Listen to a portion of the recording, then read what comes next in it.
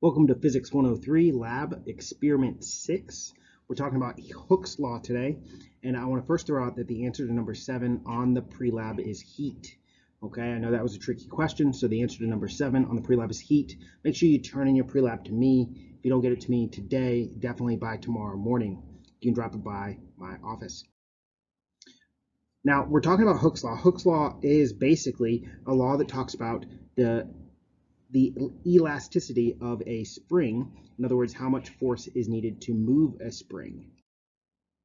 It's going to be a pretty simple setup today. You can see at our stations we have a spring, and then we have a thing hanging on a hook, and then behind the spring you'll notice you already have a ruler.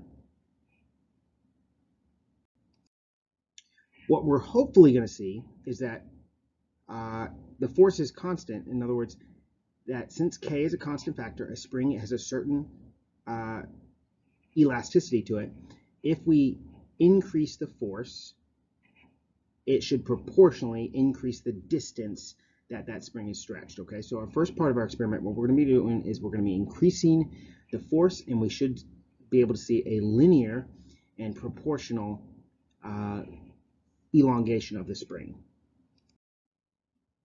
Now we've got a number of corrections today, so I wanted to make sure I got all of them. So first in part A, I'm looking on page 77 and 78 in our book. It says add 50 grams more. We're actually going to add 25 grams more. Okay, so when you look at your station, you have a set of weights. You're going to want to make sure that they go up 25 each time. That may mean you take some off in order to add some and make it come out to be the right number. Okay, we're going to repeat it 4 times, each time adding 25 grams, but our directions say 50, so we're going to go with 25, and then the total mass will end up being 145. Actually, I think it's going to be 125. We're going to start a little bit lower, so let's do to 125. We're going to repeat the process in part B 5 more times, adding 25 grams more each time. And then when we finish, we're going to end up with 195 grams. Okay, so it's a little bit different. So here's the table. If you didn't follow what I just said, the table right here on page 81 in your book, you're going to be filling out this data sheet. The first thing you're going to do is change the total mass. These are measured in kilograms, but we're going to be working in grams. So you're going to notice that that's 3 decimal places over. And you're going to be able to change each of these except for the 0, which stays the same. In part B, you're going to change this table. Again, it starts at 0.070, 70 grams, and then works its way up to 0.195. So that's increasing 25 each time. So part of this is actually being able to make sure you can add up to the right number, okay? Make sure a combination of weights that gives you that appropriate value. Some more corrections for you. If you take a look at page 82, okay, I want you to notice that your measurements start at 0.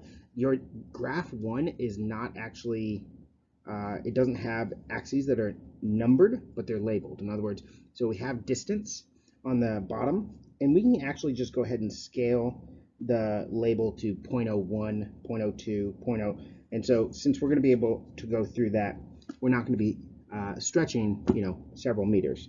So you should be able to go to about 0.10 meters on the x-axis. On the y-axis, we're going to go ahead and put those in. Maybe 0.01 should be our first solid line there on graph 1, and that should give you a pretty straight, nice graph. I want to remind you when you're graphing things that we do circle the dots because the dots are so hard to see on these papers. What we're going to try to do is we're going to try to circle our dots that we put on the graph.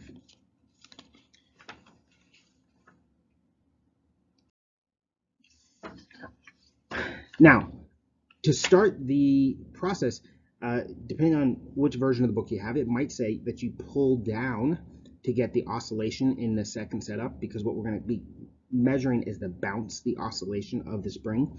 And it says pull down and let it go, okay? But I actually encourage you instead to start by lifting the mass and letting it go, okay? Lift it and let it go. We want to time 10 complete cycles, starting on 0, and the reason we do 10 cycles, just like when we did the pendulum lab, is that it allows for us to minimize our error and our release time and our stop time. Our bouncing mass there, we have our formula K equals, but we can actually solve that for mass, okay? So graph 2, what you're going to do is you're going to plot the mass versus the period. Mass versus the period. And what you're going to notice is that it's going to look a little bit different than graph 2. So in order to make this work, we want to shift our graph 2 a little bit.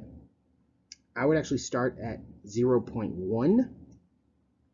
And this should not be a straight line. Graph 2 should not be a straight line. Let's take a look at graph 3. Now graph 3, we're going to go ahead and graph something slightly different. We're going to graph t squared on the x-axis. The period is capital T, so t squared is the period squared. And what we're looking for is 0.1, 0.2, 0.3, 0.4, 0.5, 0.6 would probably be appropriate there on the x-axis. So you probably only need to go to about 0.6. So space those out enough that you're going to get a good size graph out of it. The mass, you can probably go up by 0.02 on that first line, but start at 0, okay? What we should see is we should see a line like we did in graph 1. Don't forget to circle your dots and draw your line of best fit, okay? I also want to see a slope triangle. So when it asks you to calculate slope, that slope is going to be that K value.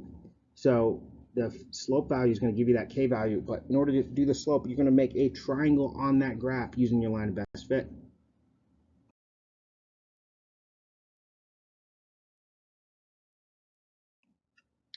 One last thing for you, top hat for section 1, obviously this only applies if you're here today, but top hat for section 1 is right there, 1737, and top hat for section 2 is 8590.